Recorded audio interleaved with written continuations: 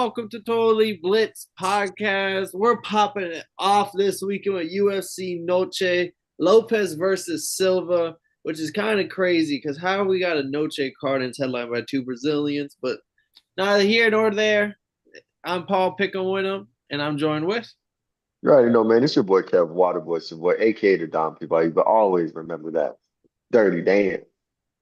Your boy Southpaw's Unboxing. Welcome to UFC Note. We only get this stuff once a year. UFC note. UFC notes is crazy. So who else we here with, Sam?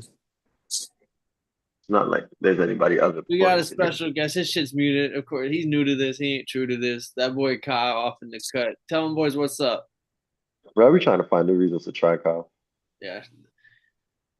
Anyway, we gotta keep it going. I don't know, some old boy. He lost in the sauce, but we got just Noche this weekend. Diego Lopes taking on.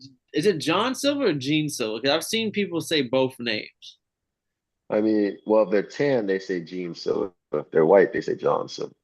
I heard John Anik say John. That's the only thing that had me question. What color is John Anik? So it means the opposite.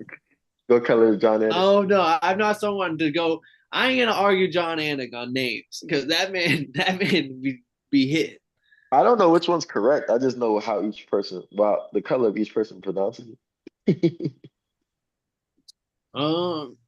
But damn, I didn't know Diego Lopes is number 2 ranked featherweight. But number 2 ranked featherweight taking on the number 10 ranked featherweight. Everyone's favorite Brazilian taking on everyone's last favorite Brazilian.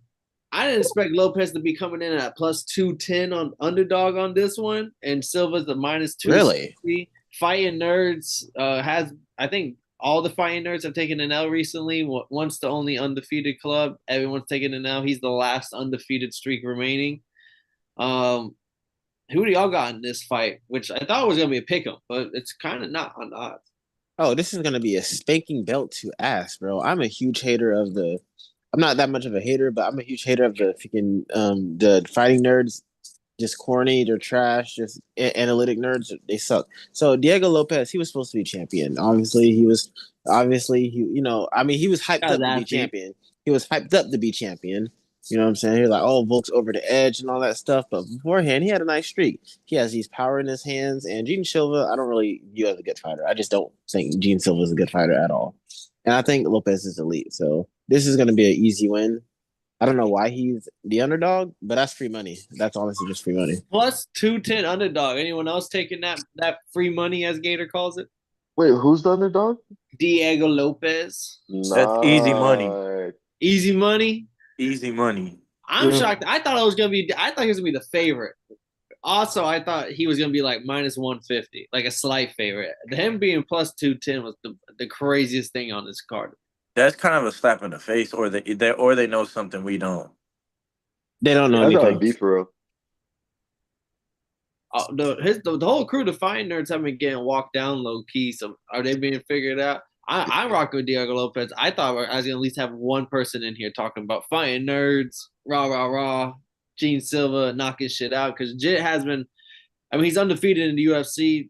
Just submitted Bryce Mitchell in the second round. Got a first round knockout before that. Got a doctor stoppage on Drew Dober before that. Charles Jourdain knocked him out in the second. Like, he's getting nothing but finishes. So I thought at least one of y'all was gonna be in here talking rah rah shit for him. I mean, if you can come in and finish Diego Lopes, you're a G. But this is a huge step up in conversation. Like Bryce Mitchell to Diego Lopes. Like, it's a little different. Like, and we've been on the Diego Lopes hype train since he first took that one fight. And he lost, but we was like, yo, bro, this was the debut. And then Jit's only gained momentum since then. And even though he lost to Volk, he still showed that he's a real fighter, a real warrior. So I mean, it'd be nice to pick GC, but it'd be nice to talk about the fighters. It'd be nice to all that shit. But at the end of the day, we know we rocking with the man Diego.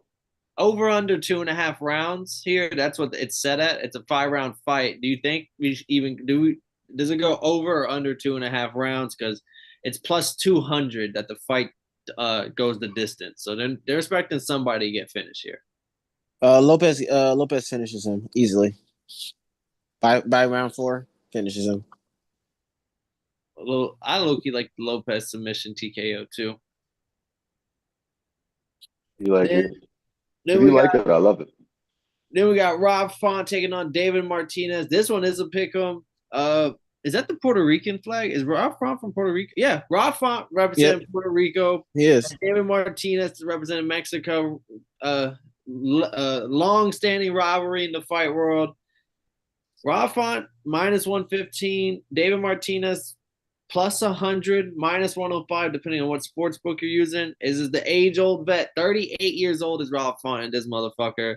And David Martinez, this will be his third fight in the UFC. Oh, contender series. Oh, it's this. If you count the contender series, this will be his third fight in the UFC. If you don't count the contender series, this is his second fight in the UFC. So the young gun representing Mexico, 27 years old. How do we feel about this fight? Because these guys are both all hands here. I mean, it's always funny when I think about Rob Font because I swear he fights at every card we go to. Besides for like the UFC Tampa weeks, I've seen Rob Font fight in person every time I've gone to a UFC card. And I'm not gonna lie to you, I be swearing he's gonna get his ass beat. But that boy pieced up. Who was it? Adrian Yanez got his ass beat by Corson Hagen, got beat up by Davison Figueroa, but then came up on his last two. So it'd be cool to be like, it's you want to say like, yo, Rob Font is washed, she's about to just be the gatekeeper, blah blah blah blah blah blah. But he gets good dubs, spectacular dubs sometimes. Yeah, man. This isn't the first time I'm rooting for a Mexican this weekend. You know what I'm saying? Shout out to Mm. Viva Mexico, Viva. You know what I mean? So, yeah, it's 2025. Rob Font, I thought he retired, but he's still fighting, still getting the brain damage that he shouldn't be getting. But at least he's getting a tiny bit of money out of this, I guess. I don't know what Rob Font's motives are, honestly, because Well, at a He certain won his point, last two. all I'm gonna say is for Rob Font's health and well-being, you better hope Herb Dean is not refing this one. Because David Martinez is gonna do something disastrous towards him. listen. So Rob Font finna either get the he dub. I Oh, mean, say either that. Herb Dean stops it too early or he stops it too late. You know what I'm saying? It's just I don't know. People can't pick a side, but there has been some where Herb Dean is early, but Yeah, I don't know. he was not. The last time I seen Herb Dean, he's caught some bodies in the octagon. So for Rob Font's sake, I just think he needs to hope he's not refing this motherfucker. I got David Martinez. I got him by finish. Rob Font's gonna look good for approximately 2 minutes and 42 seconds, and then he gasses out, and then he lets his chin stay. He leaves his chin open, and David Martinez has got crazy knockout power. From what little I've observed in the last minute and a half of what his knockout thing I just saw on YouTube is that just got some power in his hands. Yeah, he can really crack. The last person, I think last time we seen him fight was Moreno versus Usyk, and Chit took Simon Oliveira with a knee. Yeah. Yeah, see, something disastrously. Holy So crap! yeah, KK's favorite fighter. Let's go. We're talking that next. who is Can't my wait. favorite fighter? I cannot wait, man. Is it Jared Gordon or No, it's Rafa. Rafa. KK know about Rafael Rafa. Rafael Fiziev? KK know about Rafa. KK, you know about Rafa. Jake? You know about Rafa? Because you Who is gotta this? tell me. Because I was definitely going to Kelvin Gastelum after that fight. Who is this Oh, you Rafa was gonna shit? skip over to is KK's favorite fighter? Why is this my Dang, favorite? I mean, if Who is you want, this? if you want to, you can. But dang, bro, I'm crying. KK might be Who, upset. bro, let me look up who this is. Who is Rafa This Garcia? it's so looks like some wrestling ass Mexican. Why is Rafa Garcia my favorite? I don't even know who this guy is. Listen, this Let is me going to be see. the weekend of the Mexicans, man. Mexicans are going to have an amazing weekend this weekend. Oh, this is Jit that beat Grant Dawson. Yep. Yeah. If I get it, because I definitely was screaming Grant Dawson that fight. But Oh, yeah, this is Jared the guy Gordon. that took Grant. No, damn, this is the guy that beat Grant Dawson. Yep. Yeah, But Jared last Gordon, he year. had a fluke. I'll be honest, he hasn't looked good since he had that fluke win against Patty. So yeah, You I'm talking taking about the win Rafa. they never Yeah, gave him? I'm voting Yeah. against Gordon's ass personally because I Yeah. don't think any fight ever should he be minus 235. I mean, I think I've only ever seen Jared Gordon as like a slight to major underdog.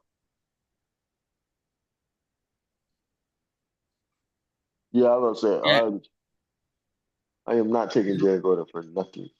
Ah, yeah, dang it. his is disgusting. I thought the Chinese dude who was fighting was that Chingaling guy who Cosmat fought back in 2021. Everyone's favorite who wore that suit. I was getting hyped, but it's not him. I'm not here to talk about them. The last thing I'm bringing up on this is, unless y'all got some agenda to push, is how crazy it is. Tatiana Suarez goes from co-headlining a major pay-per-view to now she is she's on the early prelims of this card. She's like Whoa. scroll down if you want to What? go watch Tatiana Suarez fight. What? Didn't she just fight for the number one contender? She fought It's for like, the belt. She just fought Zhang Wei Li at and she UFC 312 co-main with Dricus and Sean Strickland, and now she is fighting Amanda Lemos on the early prelims? What, does yeah she have to on go home? ESPN Plus. Does she have to go home early or something? Like, what is the reasoning for I this? mean, if you put her on the prelims, less people are gonna get turned away and turned off. Let's be real.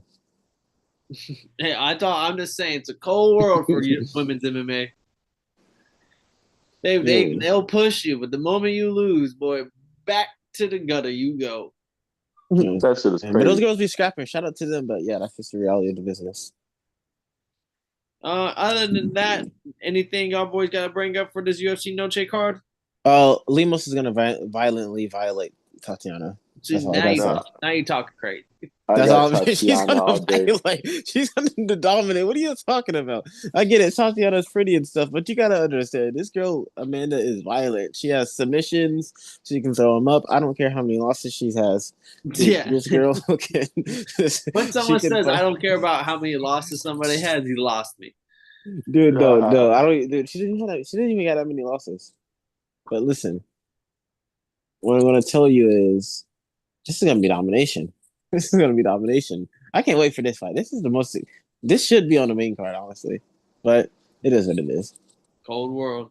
Nah, Mm-hmm. I will say before we slide, that last card that we covered, Nick, that shit needs to be studied because why were there so many fucking finishes? Great And, card. and we That didn't shit go was live. crazy. That shit was crazy. The I'm ones you watching don't all these. expect. That shit was crazy. Like every time I'm looking up, motherfuckers is getting their ass split. There was a total of 11 finishes out of 13 fights. That's Dana crazy. White, you better bless their pockets, man, because they out there doing it, man. Yeah, and those were a lot of probably 10 and 10 fighters. Like, And Paul Craig, it's time to wrap that shit up. yeah, Paul Craig put those fucking guns down, and we all said thank you at the crib we was watching that shit at because we don't ever want to see that again. Man, I was bawling my eyes out, bro. That's my idol, bro. What y'all Yeah, talking about? Hero. I'd be bawling my eyes out if that's somebody I would look forward to watching on Like Paul Saturdays. Craig. Yeah, I'd be bawling my eyes out if that was the truth. And shout out France because they were undefeated on their home in their home territory. They had a total of like what 5 UFC fighters, and all of them won their fights. Yeah, shout out BSB for being what's his name? The fighting nerd dude. Oh, Ciao Baralo. Yeah, that was a good fade. That was a good thump. The boys were really throwing the bitches. Yeah, that. The main event was good, and the co-main, but DSD took care of business. Come on now. Come on now. BSD got that boy the fuck up out of there like I see it. Fire Nerd's taking some else, but it's going down this weekend. UFC Noche. It's in, I believe, San Antonio this weekend. Yeah, UFC San Antonio. Main card starts at 6 p.m. Eastern, so it's gonna be one of the earlier finishes. Probably be done around 9 or 10 because Canelo and Crawford going on Netflix like right after that. So they're wrapping up their shit early to make room for the big dogs. But it's a great weekend of combat sports. Appreciate everybody for watching live. I'm Paul Pickle Winham. That's Kev Water Voice Savoy, aka Dirty Dan, and Southpaw's Run Boxing Gator. And if y'all didn't know,